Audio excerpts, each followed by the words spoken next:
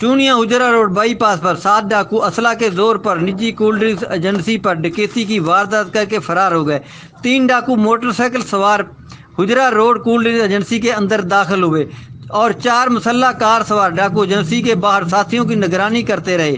مسلح ڈاکوؤں نے اسلحہ کے زور پر تمام سٹاف اور ایجنسی کے مالک کو ہینڈز اپ کروا دیا۔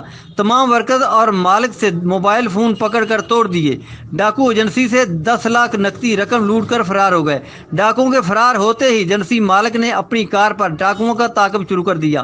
ایجنسی مالک شہزاد نے چند فرلانگ پر جاتے ہی پیچھے سے 3 موٹر سائیکل سوار ڈاکوؤں کو کار سے ہٹ کیا۔ ڈاکوؤں کے ساتھی کار سواروں نے اپنے ساتھیوں کو بچانے کی خاطر فائرنگ شروع کر دی اور موٹر سائیکل سوار تینوں ڈاکو لوٹی ہوئی رقم پکڑی اور دوڑ لگا کر اپنے ساتھیوں کے ساتھ کار میں بیٹھ کر فرار ہونے میں کامیاب ہو گئے۔ ڈاکو دوران ڈکیتی استعمال ہونے والی موٹر سائیکل اور گرتے ہوئے 2 عدد پسٹل بھی چھوڑ گئے۔ تھانہ سٹی پولیس ہمیشہ کی طرح تاخیر سے پہنچی۔ دن دہاڑے ڈکیتیوں کا نہ رکنے والا سلسلہ جاری، شہریوں میں خوف و رعب پھیل گیا۔ شہزاد احمد بھٹی، آپ تک نیوز، چونیا۔